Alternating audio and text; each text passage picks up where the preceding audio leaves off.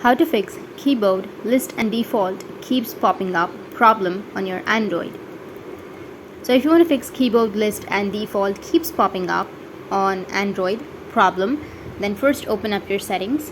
After opening your settings, you need to scroll down, go with additional settings, tap on language and input, or you may also have keyboard and input option. You need to just tap on it and then tap on current keyboard and make sure that you've selected Gboard, or if you're using your Samsung device, you can select Samsung keyboard and go with manage keyboards, and here make sure that you've turned on your Samsung keyboard or your Gboard. After that, you can go back and you need to just reset some settings. So go with your settings and then search for reset. Here you will have reset Wi-Fi, mobile and Bluetooth. Tap on it and then tap on reset settings, which is on the bottom. And after resetting the settings, you need to just restart your device. Press and hold on. So after pressing and holding on to the volume button or the power button, you will have the restart option. You just need to simply tap on restart and your problem will be fixed. That's it. And if you have any questions, feel free to comment below.